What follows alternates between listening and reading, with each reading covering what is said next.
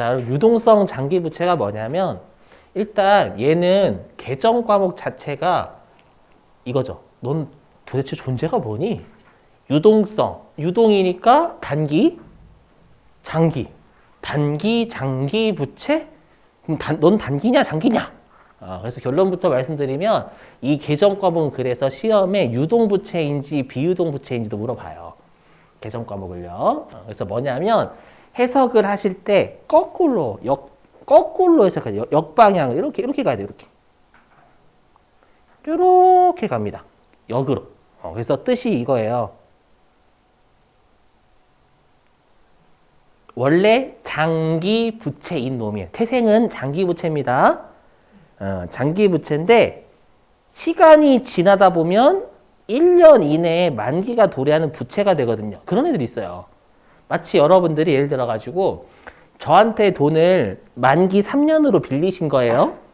그럼 그때 여러분들 입장에선 장기 차입금 이렇게 되는 거죠. 3년 만기로 빌리셨을 때는. 근데 시간이 지나서 만기가 6개월밖에 안 남았대. 올해 연도 말 입장에서. 그럼 이제 더 이상 장기 부채가 아니죠. 맞죠? 그럼 이때는 단기 부채니까 단기 차입금이래요? 그럴 수는 없어요. 왜냐하면 단기 차입금 원래부터 만기가 1년 이내에 내고, 그렇죠? 지금은 만기가 1년 이내였던 애가 아니라 원래는 만기가 3년이었잖아요.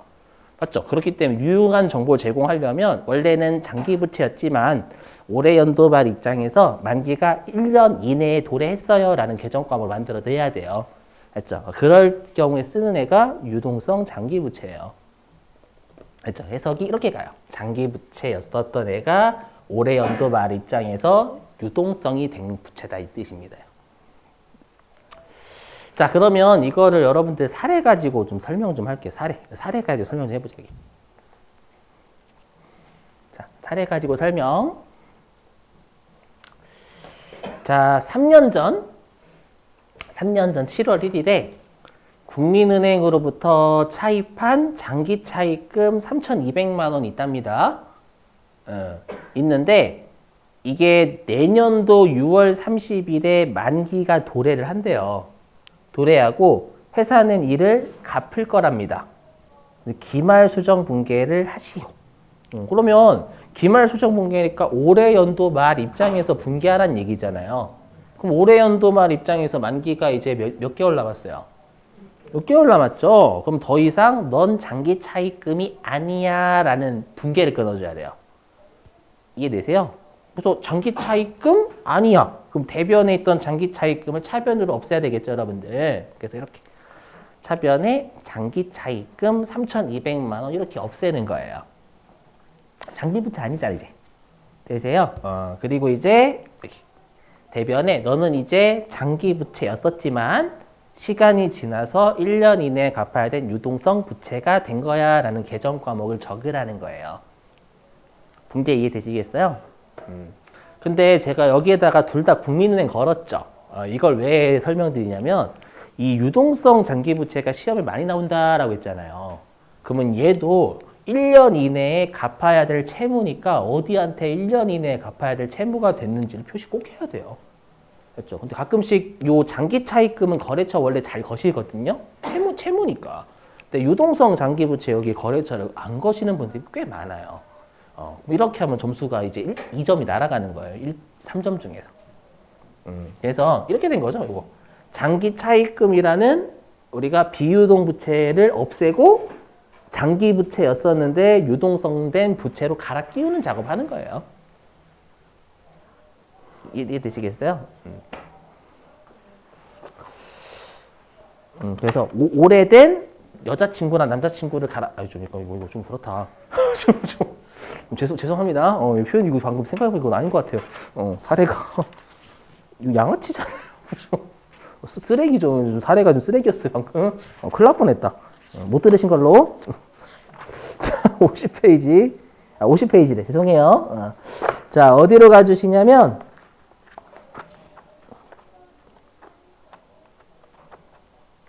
우리 교재 여기 있네. 342. 우리 교재 342페이지. 342. 문제 5번에 3번입니다.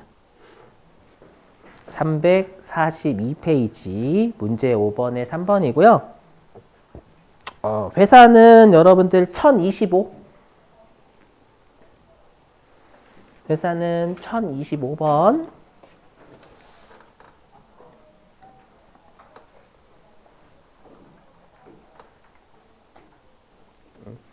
일단 문제 5번에 1번부터 먼저 해주세요. 1번부터.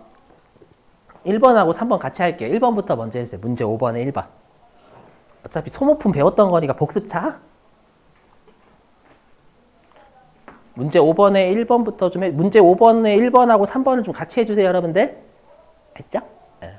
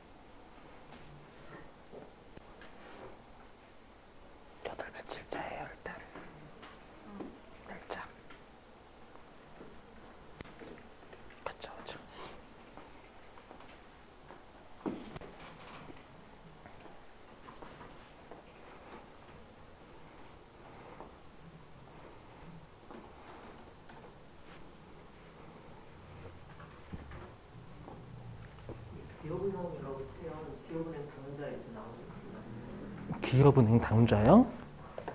거래처를 거는데 기업 치면 회사가 잘못된 것 같은데? 아 그래요? 네, 1025번. 1025 여기 좀 약간 회사가 너무 많아가지고 사람들이 이렇게 괜찮아 이거 좀 이거 실제 시험에서 이렇게 안 바꿉니다. 한 회사로 맞출게요. 아래쪽으로.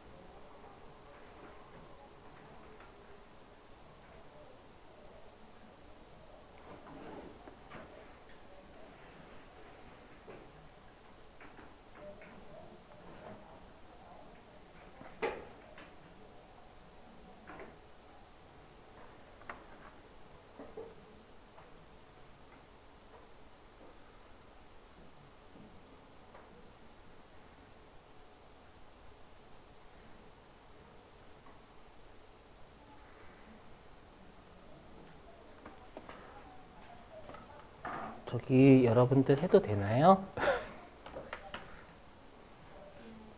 예.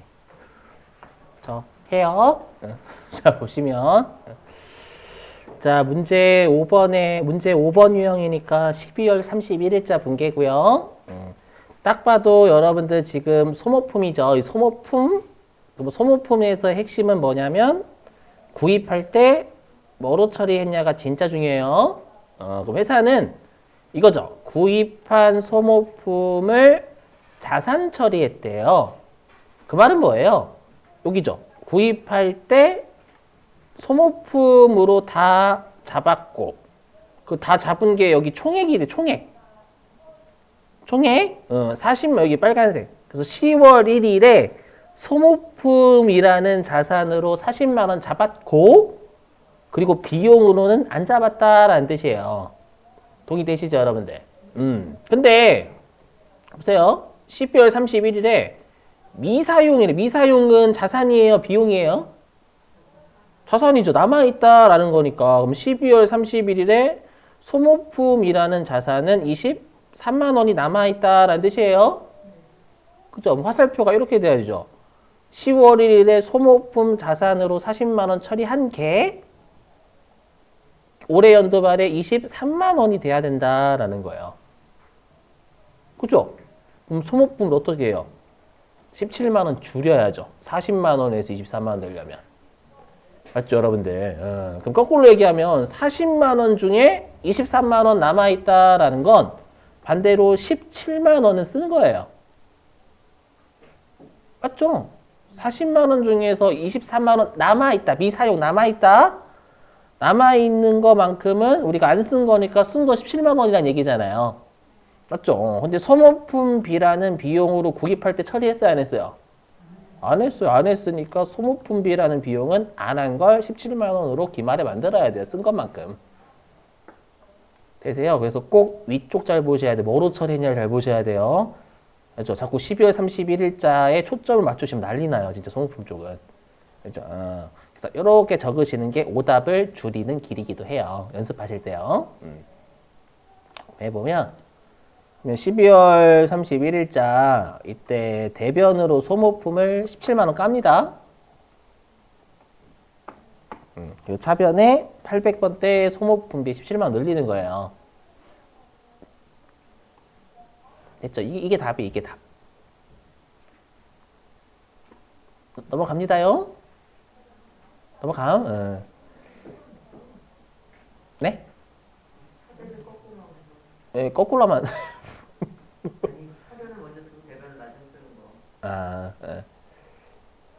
자, 그 다음에 3번 합니다. 3번. 지금 녹화 중이니까 다시 한번 보시고. 자, 그 다음에 3번입니다. 여기. 자, 기업은행한테 차입한 차입금 중 장기 차입금 있는데 얘가 만기 상환일이 1년 내에 도래할 예정이다. 그 말은 더 이상 장기 차입금이 아니라 장기 차입금인데 유동성된 장기 차입금이다. 이 말이잖아요, 여러분들. 그죠? 어떻게 해야 돼요? 더 이상 장기 차입금 아니다. 장기 차입금이란 부채 까야 되겠죠? 그 외 채무니까 거래처 기업은행 걸고요. 4천. 그다음에 대변에 부채 중에서 우리가 장기 부채였는데 유동성된 부채다. 그래서 유동성 장기 부채. 네, 이렇게 보시는 거예요. 이렇게. 알죠, 알죠. 이렇게 하시는 거예요, 이렇게.